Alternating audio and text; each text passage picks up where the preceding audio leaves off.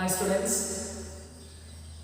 as in previous video lecture, I was discussed about one technique which comes under techniques of scientific management, that is functional foremanship. ಆತ್ಮೀಯ ವಿದ್ಯಾರ್ಥಿಗಳೇ, already previous ಕ್ಲಾಸಲ್ಲಿ ವೈಜ್ಞಾನಿಕ ನಿರ್ವಹಣೆಯ ಒಂದು ತಂತ್ರವಾಗಿರತಕ್ಕಂಥ ಕಾರ್ಯಾತ್ಮಕ ಮೇಲ್ವಿಚಾರಕತ್ವದ ಬಗ್ಗೆ ಅಧ್ಯಯನವನ್ನು ಮಾಡಿದ್ವಿ. Now in this class I will continue the previous session. So the title of the today's topic is same, techniques of scientific management. ಇಂದಿನ ತರಗತಿಯಲ್ಲಿ ಅದೇ ಒಂದು ಭಾಗವನ್ನು ಕಂಟಿನ್ಯೂ ಮಾಡೋಣ, ವೈಜ್ಞಾನಿಕ ನಿರ್ವಹಣೆಯ ತಂತ್ರಗಳು. So the second technique of scientific management is standardization and simplification of work. ಎರಡನೇ ತಂತ್ರ ಕೆಲಸದ ಶಿಷ್ಟೀಕರಣ ಮತ್ತು ಸರಳೀಕರಣ. So the tailor has made an experiment and observed about the complete process of production and introduced the technique of standardization and simplification of work. So when the workers are not performing up to the standards, to overcome from that drawback, he introduced this technique. ಆತ್ಮೀಯ ವಿದ್ಯಾರ್ಥಿಗಳೇ, FW Taylor ಅವರು ತಮ್ಮ ಒಂದು ಕಾರ್ಯನಿರ್ವಹಣೆಯ ಅಧ್ಯಯನದಲ್ಲಿ ಕಾರ್ಮಿಕರು ತಮಗೆ ನೀಡಿರ್ತಕ್ಕಂಥ ಒಂದು ಟಾರ್ಗೆಟ್ ಅನ್ನ ಅಚೀವ್ ಮಾಡ್ತಾ ಇಲ್ಲ ಅನ್ನುವಂತಹ ಒಂದು ಸಮಸ್ಯೆಯನ್ನ ಗುರುತಿಸಿ ಅದನ್ನು ನಿವಾರಿಸುವ ಸಲುವಾಗಿ ಈ ಒಂದು ಟೆಕ್ನಿಕ್ ಅನ್ನ ಇಂಟ್ರೊಡ್ಯೂಸ್ ಮಾಡಿದ್ದಾರೆ. So what is standardization? So standardization means setting targets or standard for each and every work and for every individual worker in the enterprise. ಕೆಲಸದ ಶಿಷ್ಟೀಕರಣ ಅಂತಂದ್ರೆ ಪ್ರತಿಯೊಂದು ರೀತಿಯ ಕೆಲಸಕ್ಕೂ ಒಂದು ನಿರ್ದಿಷ್ಟವಾದ ಟಾರ್ಗೆಟ್ ಅನ್ನ ಅಂದ್ರೆ ಸ್ಟ್ಯಾಂಡರ್ಡ್ ಅನ್ನ ಫಿಕ್ಸ್ ಮಾಡಬೇಕು, ಮತ್ತೆ ಆ ಎಲ್ಲ ಸ್ಟ್ಯಾಂಡರ್ಡ್ಸ್ ಅನ್ನ ಪ್ರತಿಯೊಬ್ಬ ಕಾರ್ಮಿಕರು ಅಥವಾ ನೌಕರರಿಗೂ ಕೂಡ ಏನ್ ಮಾಡಬೇಕು, ನಿಗದಿಪಡಿಸಬೇಕು. ಅಂದಾಗ ಮಾತ್ರ ಕೆಲಸವನ್ನ ಪರಿಪೂರ್ಣವಾಗಿ ಸಾಧಿಸಲಿಕ್ಕೆ ಸಾಧ್ಯ ಆಗುತ್ತೆ ಅನ್ನೋದನ್ನ ಹೇಳಿದ್ದಾರೆ. So the Taylor opined that for each and every job and the task to be performed by individual employee, they are provided with the standards or target set. To achieve that, they need to work in the enterprise. That is called standardization. Then on the other hand, simplification of work, andre kelasada saralikana. Simplification means reducing or eliminating superfluous varieties of product and the procedure undertaken in a production process. ಕೆಲಸದ ಸರಳೀಕರಣ ಅಂತಂದ್ರೆ ವೈವಿಧ್ಯಮಯವಾಗಿರ್ತಕ್ಕಂಥ ವಸ್ತುಗಳನ್ನು ಉತ್ಪಾದಿಸುವಲ್ಲಿ ಅವುಗಳನ್ನು ಕಡಿಮೆಗೊಳಿಸಿ ಉತ್ಪಾದನಾ ಪ್ರಕ್ರಿಯೆಯನ್ನ ಅತ್ಯಂತ ಸರಳ ವಿಧಾನದ ಮೂಲಕ ಅನುಸರಿಸುವಂತೆ ಏನ್ ಮಾಡಬೇಕು, ಒಂದು ವಿಧಾನವನ್ನ ಅಧ್ಯಯನ ಮಾಡಬೇಕು ಅಥವಾ ಅನುಸರಿಸಬೇಕು ಅನ್ನೋದ್ರ ಬಗ್ಗೆ ಈ ಒಂದು ತಂತ್ರ ಹೇಳುತ್ತೆ. Then third is method study, ಅಂದ್ರೆ ವಿಧಾನ ಅಧ್ಯಯನ ಅಂತ ಕರೀತೀವಿ. So here method means choosing. This study main aim is to find out one best way of doing a job. So as you know, there are many methods or ways which are available to do the work effectively and efficiently. Among all those ways which takes less time, which takes less cost and expenditure, the manager and the workers must choose that method. In that method only they need to continue the job in completion of a target. That is what method study main aim is to find out one best way of doing a job which takes less time and less expenditure or cost. ಅಂದ್ರೆ ವಿಧಾನ ಅಧ್ಯಯನ. ನಿಮಗೆಲ್ಲ ಗೊತ್ತಿದೆ ವಿದ್ಯಾರ್ಥಿಗಳೇ, ಒಂದು ನಿರ್ದಿಷ್ಟವಾದ ಕೆಲಸವನ್ನ ಪರಿಪೂರ್ಣಗೊಳಿಸಬೇಕಾದ್ರೆ ಹಲವಾರು ವಿಧಾನಗಳಿದ್ದಾವೆ, ಹಲವಾರು ಮಾರ್ಗಗಳಿದ್ದಾವೆ. ಅವುಗಳಲ್ಲಿ ಯಾವ ಒಂದು ಮಾರ್ಗವನ್ನ ಅನುಸರಿಸಿದ್ರೆ ಕಡಿಮೆ ಸಮಯ ತಗೊಳ್ಳುತ್ತೆ ಮತ್ತು ಕಡಿಮೆ ಖರ್ಚಿನಲ್ಲಿ ಕೆಲಸವನ್ನ ಕಂಪ್ಲೀಟ್ ಆಗುತ್ತೆ ಅನ್ನೋದನ್ನ ಗುರುತಿಸಿ ಆ ಒಂದು ವಿಧಾನದಲ್ಲಿ ನಾವೇನ್ ಮಾಡಬೇಕು ಅಥವಾ ಮಾರ್ಗದಲ್ಲಿ ಕೆಲಸವನ್ನ ಕಂಪ್ಲೀಟ್ ಮಾಡಬೇಕು ಅನ್ನೋದನ್ನ ಹೇಳುತ್ತೆ. So this is about the third method study. Then fourth comes that is motion study, ಅಂದ್ರೆ ಚಲನೆ ಅಧ್ಯಯನ ಅಂತ ಕರೀತೀವಿ. So Taylor identified that the workers or employees, they are making unnecessary movements at the working place.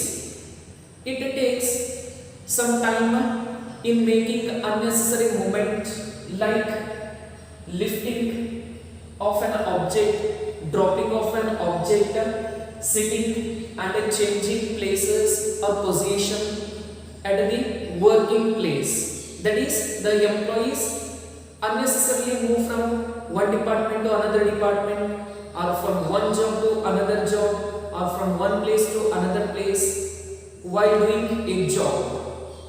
Those movements are to be eliminated by the management system in the enterprise. The management must identify which are unnecessary movement, those are to be eliminated strictly. ಚಲನೆ ಅಧ್ಯಯನ ಅಂತ ಕರೀತೀವಿ. ಇದರ ಹೆಸರೇ ಸೂಚಿಸುತ್ತೆ ಚಲನೆ ಅಂದ್ರೆ ಅನಾವಶ್ಯಕವಾಗಿರತಕ್ಕಂತ ಒಂದು ಮೂಮೆಂಟ್ಸ್ ಅನ್ನ ಏನ್ ಮಾಡಬೇಕಾಗತ್ತೆ, ನಾವು ಎಲಿಮಿನೇಟ್ ಮಾಡಬೇಕಾಗತ್ತೆ. ಅಂದ್ರೆ ಕಾರ್ಯನಿರ್ವಹಿಸುವ ಸ್ಥಳದಲ್ಲಿ ಕೂಡೋದಾಗಿರ್ಬೋದು ಅಥವಾ ಅನಾವಶ್ಯಕವಾಗಿ ಒಂದು ಸ್ಥಳದಿಂದ ಮತ್ತೊಂದು ಸ್ಥಳಕ್ಕೆ ತಿರುಗಾಡೋದಾಗಿರ್ಬೋದು ಅಥವಾ ಒಂದು ಫ್ಲೋರ್ ಇಂದ ಮತ್ತೊಂದು ಫ್ಲೋರ್ಗೆ ಅನಾವಶ್ಯಕವಾಗಿ ಓಡಾಡೋದನ್ನ ಏನ್ ಮಾಡಬೇಕಾಗತ್ತೆ, ತಪ್ಪಿಸಬೇಕಾಗತ್ತೆ.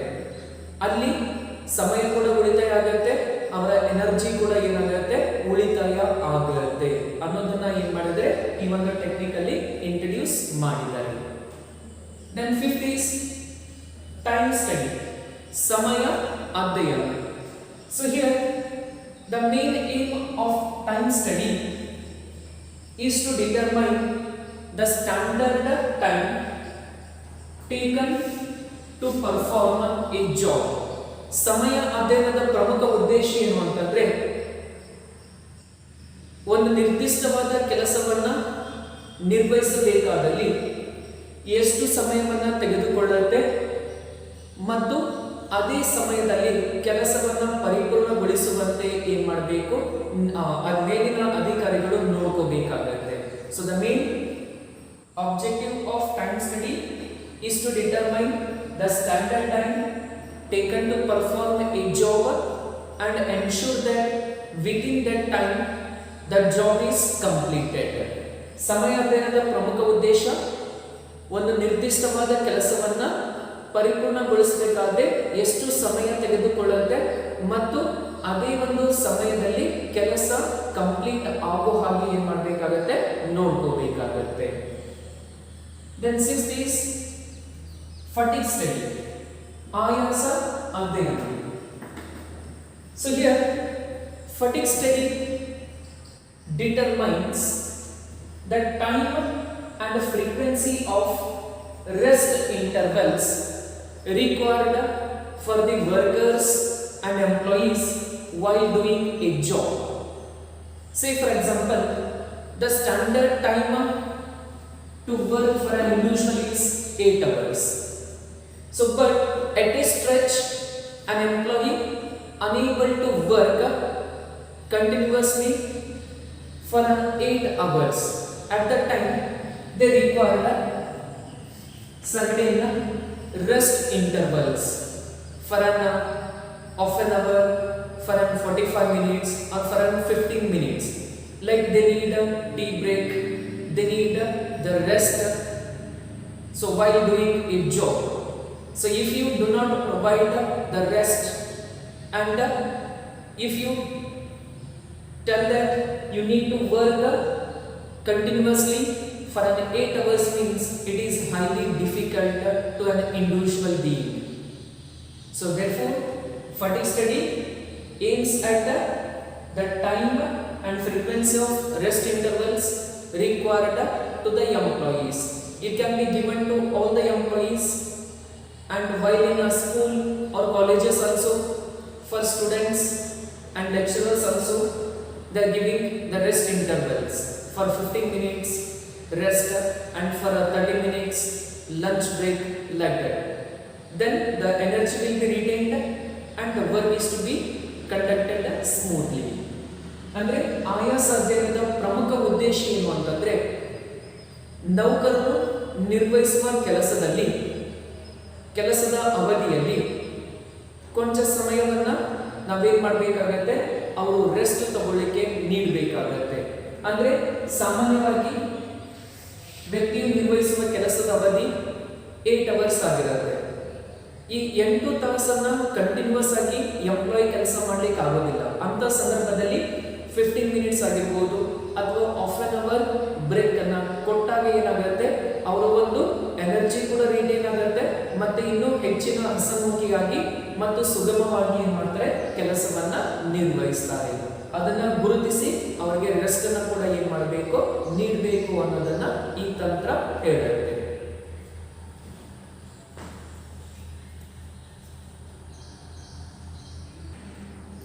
Then last technique in scientific management, that is differential piece wage system. So in that technique, F.W. Taylor opined that the number of units manufactured by the workers, that much of the wages per unit is to be paid by and workers. Say for example, the standard set is to manufacture 100 units. So if employee manufactured or worker manufactured 100 units, means they will get 1000 rupees at that time. So while completion of an working period, each and every employee or worker performance is to be recorded. Say for example, employee A manufactured 100 units and worker B manufactured 80 units and worker C manufactured 120 units. Means, shall we give the same remuneration to all these workers?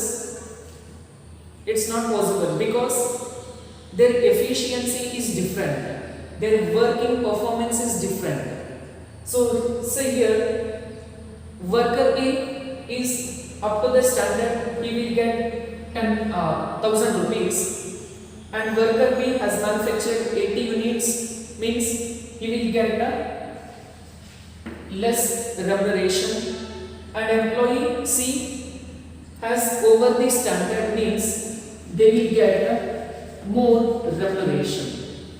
So like based on the product produced by the workers, they get wages in a differential piece wage system. Then only it motivates worker to work towards achieving targets.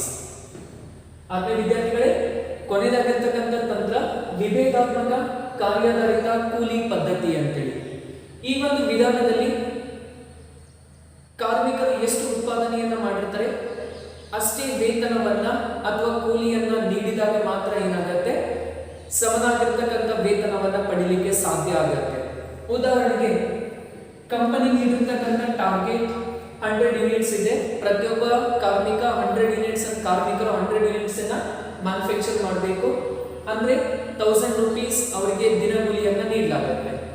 ಇಲ್ಲಿ ಕಾರ್ಮಿಕ number A ಅಥವಾ employee number A 100 units ಅನ್ನು manufacture ಮಾಡ್ತಾರೆ ಅಂದ್ರೆ same salary ಕೊಡ್ತೀವಿ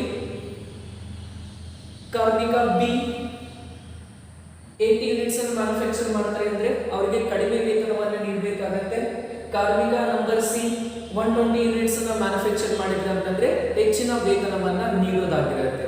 ಈ ರೀತಿ ಮಾಡಿದಾಗ ಏನು ಅಂತಂದ್ರೆ ನಾವು ಎಷ್ಟು ಕೆಲಸ ಮಾಡ್ತೀವಿ ಅಷ್ಟು ವೇತನವನ್ನ ಪಡಿತೀವಿ ಎನ್ನುವ ಮನೋಭಾವನೆಯನ್ನ ಸೃಷ್ಟಿಸುವ ಮೂಲಕ ಹೆಚ್ಚಿನ ಪರಿಣಾಮಕಾರಿ ಮತ್ತು ದಕ್ಷತೆಯಿಂದ ಕೆಲಸ ಮಾಡುವಂತೆ ಏನ್ ಮಾಡುತ್ತೆ, ಮೋಟಿವೇಟ್ ಮಾಡುತ್ತೆ. So this is about the last technique, differential piece rate wage system. So if I ask in 1 mark, who introduced differential piece wage system means the answer is Frederick Winslow Taylor. 1 mark ಅಲ್ಲಿ ಕೇಳೋ chances ಇರುತ್ತೆ question. ವಿವೇಕಾತ್ಮಕ ಕಾರ್ಯಾಧಾರಿತ ಕೂಲಿ ಪದ್ಧತಿಯನ್ನು ಯಾರು ಪರಿಚಯಿಸಿದ್ರು ಅಂತೇಳಿ. ಯಾರು ಪರಿಚಯಿಸಿದ್ರು? Friedrich ವಿನ್ಸ್ಲೋ Taylor ಅವರು. ಇದನ್ನು 1 ಮಾರ್ಕ್ ಅಲ್ಲಿ ಕೇಳೋ ಚಾನ್ಸಸ್ ಇರುತ್ತೆ. ಆದ್ರಿಂದ